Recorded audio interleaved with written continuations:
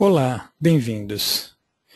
Continuando na definição da nossa base de dados de engenharia, vamos abordar agora estruturas e roteiros. Arquivos, engenharia, opção roteiros/estruturas. Bem, tradicionalmente, os sistemas ERP tratam estruturas de produto e roteiros de fabricação como duas entidades distintas. A estrutura de produto representa uma entidade que define a composição do produto em termos de materiais, numa estrutura hierárquica, com relacionamento do tipo pai-filho ou pai-componente. Um código de item pai é composto por códigos de itens filhos em determinadas quantidades, que são compostos, por sua vez, de itens neto, e assim por diante. O roteiro de fabricação, por outro lado, é uma entidade que define a sequência operacional de um determinado item no chão de fábrica. Ele é composto por um conjunto de operações, cada qual executada em um determinado centro de trabalho, consumindo uma certa quantidade de recursos desse centro. O que une as duas entidades é o código do item. Assim, para um mesmo item fabricado, estará associado uma estrutura de produto e um roteiro de fabricação. Se você analisar bem em detalhes, você vai perceber claramente que não existe a menor razão para essa separação. Ambas as entidades descrevem a jornada que o material deve seguir através de operações na fábrica, até se transformar em algo que satisfaça as necessidades dos clientes. Portanto, qual a razão para essa segmentação? Na verdade, não existe nenhuma, né? Então, o Drummer ele foi projetado justamente para permitir uma criação conjunta das duas entidades. Então, ao descrever as operações necessárias para se produzir o item, você já vai identificando os materiais que são agregados em cada operação. Então, a forma de você criar roteiro e estrutura de produto, ela é sempre conjunta. Você define um roteiro e em cada operação desse roteiro você vai agregando os materiais. Então vamos ver como é que isso se processa aqui no Drummer. Então se eu pegar um roteiro previamente existente, por exemplo, esse código A1, então eu posso ver aqui claramente as operações do roteiro deste item. Cada operação dessa tem o detalhe aqui embaixo. Operação 10, onde é processada, os tempos. E nesta operação 10 eu posso vir aqui nesta guia de estrutura e aqui eu vejo a composição do ponto de vista de materiais. Quais são os componentes, em que quantidades, que cada um desses componentes entra nessa operação 10 desse código de item aqui em cima. Da mesma forma, se eu pegar a operação 20, eu posso ter uma outra lista de componentes que são agregados nesta operação 20. Então, de uma forma geral, também a estrutura de produto e o processo de fabricação eles fazem parte da base de engenharia que se encontra dentro do ERP. Então, o processo de importação também traz para o Drummer essas informações lá do ERP. Agora, é muito comum dentro dos ERPs você ter a estrutura de produto sem necessariamente ter um roteiro de fabricação cadastrado para o mesmo item. Então, como existe a necessidade de você ter as duas coisas definidas de forma conjunta no Drummer, então o processo de interface ele faz uma validação. Quando ele importa os dados de estrutura e os dados de roteiros, então ele verifica se para o mesmo item ele possui as duas entidades. Caso exista uma estrutura de produto e não exista o roteiro de fabricação, o processo de interface cria um roteiro de forma automática, mesmo que seja um roteiro fictício. É uma operação padrão feita num centro de trabalho fictício, simplesmente para que possa existir essa entidade da operação, onde possa ser vinculado às relações de materiais. Então isso é uma obrigatoriedade dentro do Drummer. Então no processo de interface há essa checagem. Então veja, como é que isso se processa dentro do Drummer? Vamos incluir um roteiro para um item para o qual não exista nenhum roteiro previamente cadastrado. Então vamos chamar um código aqui, PA1000. A hora que eu dou um Go, ele pesquisa os roteiros, nesse caso não existe nenhum roteiro. Então aqui agora está preparado para eu criar um novo roteiro para este item. Eu posso criar o roteiro de duas formas. Ou eu vou inserindo cada uma das operações, cada uma das etapas, passo a passo, ou eu posso criar através de um processo de cópia. Então eu chamo um código aqui que exista um roteiro cadastrado e faço uma cópia informando o destino. Então é uma forma também bem interessante, bem flexível de você criar roteiros fazendo uma cópia de um item que tem um roteiro similar e aí você vai acertando aquelas diferenças, pura e simplesmente. Mas vamos voltar, vamos fazer um processo completo para nós entendermos o passo a passo. Então, eu vou criar uma nova operação. Então, quando eu crio uma nova operação, ele abre aqui o detalhe. Então, ele já vai numerando de 10 em 10. Então, eu tenho aqui operação 10. Claro, você pode mudar se você quiser. É uma sugestão de numeração, pulando de 10 em 10. Então, eu venho aqui, vou criar descrição usinar. Eu posso criar aqui o conceito de alternativa de roteiro. Para o mesmo item eu posso ter vários roteiros alternativos diferentes. Isso te dá uma flexibilidade muito grande para você dizer, olha, o roteiro 1 ele passa por uma linha totalmente automática, o roteiro 2 ele passa por uma linha totalmente manual, ou um misto das duas, ou mesmo você pode ter um roteiro 2 que é a aquisição do item, ele é feito em terceiros, por exemplo. Então você pode criar roteiros totalmente alternativos e dentro de um mesmo roteiro você pode criar uma alternativa para uma determinada operação. Então eu posso ter a operação 10, alternativa de operação 1 e a operação 10, alternativa 2. Neste caso eu posso definir centros de trabalho diferentes para aquela mesma operação. Então o sistema ele permite os dois conceitos, criar um roteiro totalmente independente, totalmente diferente, e dentro de um mesmo roteiro criar uma alternativa para determinada operação. Mas vamos lá então, eu criei aqui a alternativa 1 de roteiro, alternativa 1 da operação 10.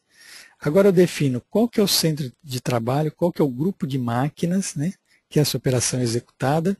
Então aqui eu já defini previamente todos os meus centros de trabalho, então eu posso verificar onde eu vou executar essa operação. Digamos que eu vou executar neste grupo de tornos controle numérico. Então ele trouxe aqui. O que eu defino agora do ponto de vista de tempos? Então eu tenho basicamente dois tempos que precisam ser definidos. O tempo de preparação e o tempo de execução. O tempo de preparação é aquele tempo que você gasta para fazer o setup da máquina. Ou seja, trocar dispositivo, trocar ferramental, deixar a máquina pronta para operar. Então digamos que aqui eu gaste 1 hora para fazer a preparação do equipamento. E aqui eu coloco o tempo de execução.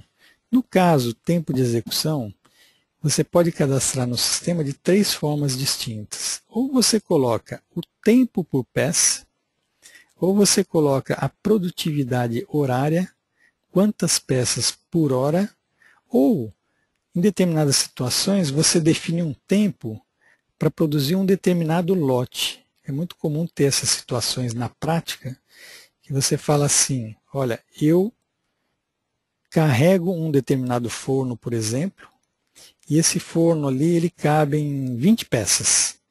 E eles têm que ficar processando no forno um tempo de 5 horas. Então esse tempo, ele é fixo, independente se você carrega o forno com 1, com 5, com 20 peças, tem que permanecer aquelas 5 horas lá dentro. Então é uma forma de você cadastrar um tempo por lote. Então como é que a gente define isso? Nós definimos no tipo da unidade aqui, ó. Então pode ser unidade, lote ou taxa de produção.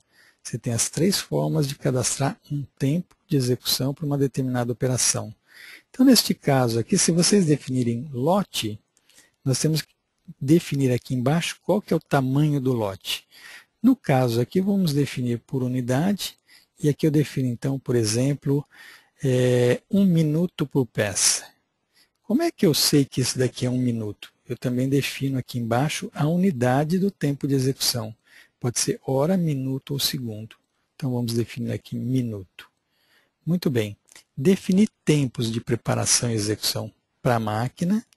E aqui eu tenho que definir também quanto de mão de obra que eu gasto para executar essa operação, do ponto de vista de preparação e execução. Então, aqui embaixo eu coloco a equipe envolvida. Então, digamos que eu tenha uma pessoa executando a preparação da máquina e eu preciso de uma pessoa não tempo integral para fazer o controle da execução, só para ver se a máquina está funcionando ou não. Então, eu posso colocar uma fração. Vamos dizer assim, eu posso colocar meia pessoa aqui durante o tempo de execução da máquina. Então, durante aquele minuto de execução, eu preciso de uma pessoa só 50% do tempo aqui. Então, veja, esses são os tempos que normalmente eu cadastro para uma determinada operação. Preparação, execução, sendo que a execução eu posso definir qual que é a unidade de tempo, hora, minuto, segundo. Preparação é sempre colocado em horas ou fração de hora. Tempo de execução eu defino a unidade e defino o tipo.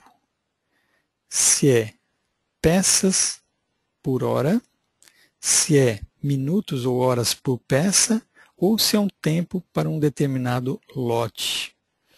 Então, aqui eu cadastrei esses tempos aqui. E a partir desse ponto, eu já posso salvar a operação. Então, veja, quais são os dados básicos que precisam ser cadastrados aqui? A operação, o centro de trabalho e os tempos de máquina e mão de obra, sendo que mão de obra nós definimos como equipe, tanto de preparação quanto de execução. Existe uma série de outros parâmetros aqui, ó, que podem ser cadastrados para essa operação, que nós vamos ver em outros módulos, em outros momentos, que é um detalhamento necessário para determinadas características de programação. O que é importante nesse momento aqui é nós entendermos a sequência que nós estamos cadastrando a operação e agora, nesta operação 10, como é que eu vinculo a estrutura de produto? Então, eu venho nesta guia aqui de estrutura e aqui que eu vou montar a composição de materiais. Quais são os materiais que são agregados nesta operação 10? Então, veja só, eu vou incluir um componente aqui, ó. Então, quando eu incluo o componente, eu informo aqui qual que é o código do componente. Então, digamos que vai entrar a matéria-prima W2 numa quantidade de uma unidade dessa matéria-prima para cada unidade deste pai aqui. Qual é o fator de perda? Posso definir aqui uma efetividade ou um limite de efetividade e pronto. Vou salvar aqui, ó. Então, ele cadastrou o componente W2. Vamos cadastrar mais um aqui. Além do componente W2, ele vai o componente fabricado, o 1. E vai numa quantidade aqui de 2 unidades. Da mesma forma, coloquei esses campos aqui e salvo. Vocês vão perceber também que é possível cadastrar itens alternativos, mas isso vai ser fruto de um outro vídeo aqui, com as características mais complexas dos roteiros e estruturas. Hoje nós estamos focando a parte básica da estrutura e do roteiro. Muito bem, cadastrei aqui 2 componentes aqui para essa estrutura. De uma forma geral, eu tenho agora pronto este roteiro e a estrutura de produto vinculada. Muito bem, eu consigo consultar isso aqui de uma forma mais gráfica. Por exemplo, eu venho aqui em Arquivos, Engenharia. Eu tenho uma consulta aqui muito interessante, que é esta rede produto-processo. Então, ele mostra a união das duas entidades. Então, se eu pegar aquele conjunto lá, PA 1000, eu posso visualizar agora como é que ficou a minha estrutura mais o roteiro. Então, veja, aqui eu tenho meu produto acabado, a operação que eu criei. Nesta operação, eu criei 2 componentes, vocês lembram? Olha lá, na operação 10, 2 componentes aqui. W2. Na rede, eu vejo exatamente isso, o W2 pendurado na operação 10. Só que o 1 é um componente fabricado, que por sua vez já tinha um roteiro pré-definido. Então eu posso abrir de forma múltipla aqui, ó. Eu posso visualizar qual que é o roteiro que já estava cadastrado para o componente fabricado U1. Esse componente W2 ele é comprado, então aparece essa simbologia aqui de um triângulozinho. Quando o componente é fabricado, aparece essa simbologia aqui, um organograma, né, dizendo que existe componentes abaixo dele. Então aqui eu tenho o roteiro do conjunto ou do item semi-acabado U1. Tem essas 3 operações e na operação 10 está me entrando esse item comprado W2, que por sua vez tem alternativas. Esse símbolozinho aqui, que parece um A no meio aqui, está dizendo, olha, como alternativa desse componente comprado W2, eu tenho esses 2 componentes aqui embaixo. Então, é claro, isso daqui já foi montado previamente. Se eu vir no roteiro aqui chamar o roteiro do componente U1, então ele vai me trazer exatamente aquilo que eu estou visualizando na rede. Está vendo? Eu tenho as 3 operações, na operação 10 eu tenho o componente W2 como estrutura, e essa estrutura aqui tem 2 alternativas aqui embaixo. Ok? Da mesma forma eu poderia ter feito aqui, vamos dizer que tem aqui uma consulta, eu quero consultar o item, eu posso fazer essa navegação através dessa tela aqui, caiu lá no código do item, vocês estão vendo? São formas de navegar de uma tela para outra. Então eu tenho o roteiro, eu tenho a rede do componente que eu estava lá em cima, né? E o cadastro do item aqui. Muito bem, uma outra forma de eu fazer essa consulta, digamos que eu queira visualizar só essas ligações de estrutura aqui. Eu quero visualizar da mesma forma que eu estaria visualizando dentro do RP. Nós temos uma outra consulta aqui em engenharia, que nós chamamos explosão e implosão de estruturas. Então aqui é uma forma de eu visualizar só as ligações de estrutura. Então se eu chamar o meu componente, lá, o meu produto acabado, o PA1000, qual a diferença aqui? Então ele está visualizando assim, olha, nesse produto acabado, né, eu tenho o componente U1, que é um componente fabricado, que por sua vez consome o item W2 que é comprado. Ele está no nível 2 da estrutura, está vendo? Então é um componente filho de quem? Do U1. E no mesmo nível 1 aqui do produto acabado, eu tenho também o componente W2. Então o W2 é um item comprado que aparece 2 vezes na estrutura desse produto acabado. Ele aparece ligado imediatamente abaixo dele, e aparece ligado a um componente filho desse daqui. Então o W2 aparece como filho e aparece como neto desse produto acabado aqui. Então esse é o conceito de ligação de estrutura multiníveis. Eu posso visualizar aqui só nível imediato. Quando eu dou o Go, olha lá, só o primeiro nível. Então são formas de eu visualizar a estrutura. Da mesma forma, essa consulta aqui ela é muito interessante também, que ele permite que você faça uma implosão. Aqui nós estamos fazendo uma explosão, mas eu poderia fazer o contrário. Eu poderia chamar, por exemplo, o W2 e pedir para ele me listar aonde que esse W2 ele é utilizado. Nível único.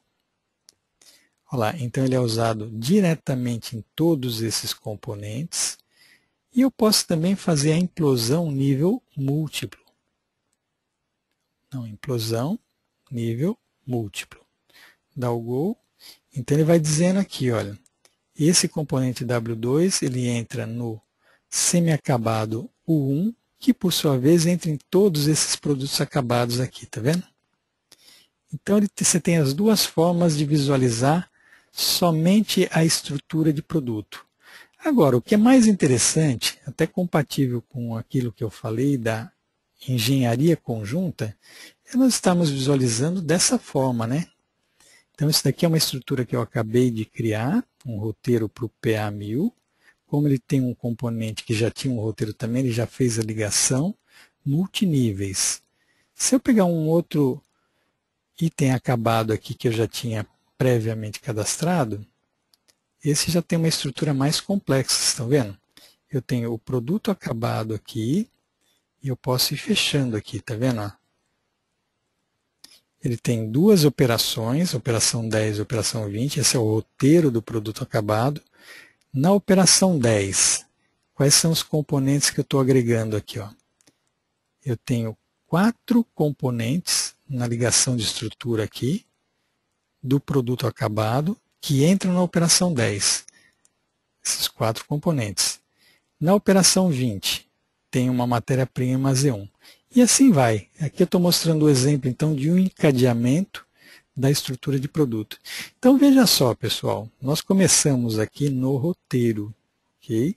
O roteiro é o ponto de partida para a criação das operações, da sequência que a peça passa pela fábrica, cada operação sendo executada num centro de trabalho, e quais os materiais que você agrega em cada operação.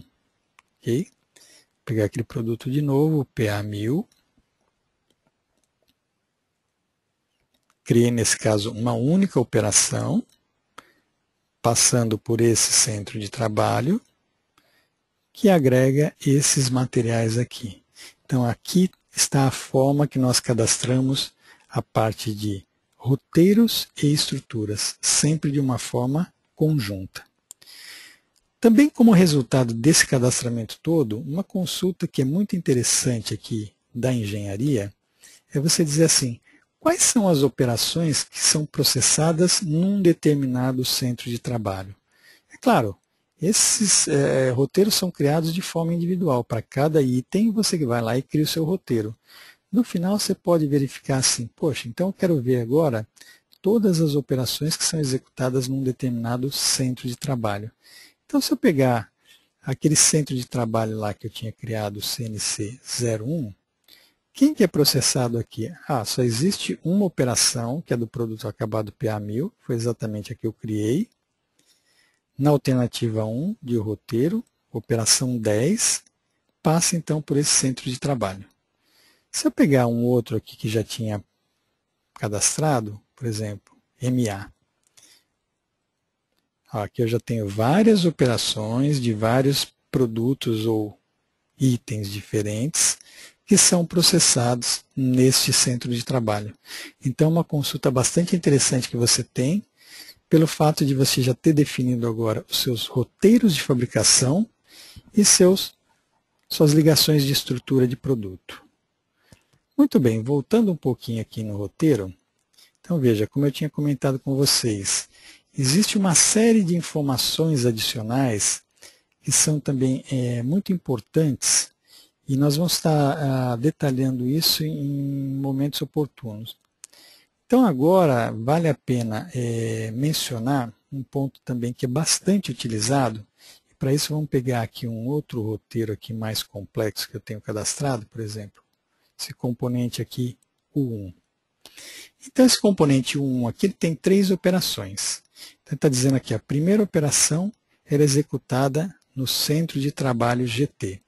Se eu acessar o centro de trabalho GT, eu posso ver aqui claramente que ele possui 5 recursos. Então é aquela condição que você tem 5 recursos similares agrupados no centro de trabalho GT. Muito bem, voltando aqui no roteiro, quando eu defini essa operação 10 desse componente 1 aqui, passando pelo GT, eu tenho a definição de recursos válidos aqui. Isso é uma coisa muito interessante no Drummer, que você consegue dizer, por exemplo, olha, quando eu estou definindo o roteiro desse item, nessa operação 10, passando por esse centro de trabalho, eu tenho aqui 5 possibilidades de execução. Eu posso passar por qualquer uma dessas 5 máquinas. Então, o sistema ele já deixa essa guia montada aqui com todos os recursos daquele centro de trabalho GT, e você pode dizer aqui quais são válidos para executar aquela determinada operação. Isso é muito útil, por exemplo, vamos dar um exemplo assim que é comum aqui, que acontecer. Eu tenho uma operação que é executada num centro de trabalho que é um grupo de injetoras. Muito bem. Para fazer o processo de injeção, eu preciso de um molde que é o dispositivo que vai lá na injetora, que faz a conformação lá daquele item injetado. Então, é muito comum você ter o molde que cabe em determinadas injetoras. Ele vai melhor numa injetora e vai pior numa outra. Então, você pode definir daquele grupo de injetoras quais são aqueles que o molde daquela peça cabe.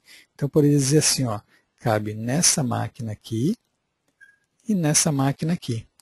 Então, isso permite que você crie as várias alternativas de onde aquela operação pode ser executada. É muito interessante isso, que vocês vão ver depois aí no processo de programação, que é uma forma de você definir recursos válidos, né, alternativas para executar aquela determinada operação. Então, por isso que é sempre interessante você agrupar todas as máquinas similares no mesmo centro de trabalho, porque aqui no roteiro você tem essa possibilidade de definir quais são os recursos válidos para executar essa operação desse componente aqui em cima. Inclusive definindo tempos diferentes. Você pode falar, poxa, mas quando eu coloco esse molde naquela injetora lá, a preparação dela é menor, é um tempo menor do que aquele meu padrão.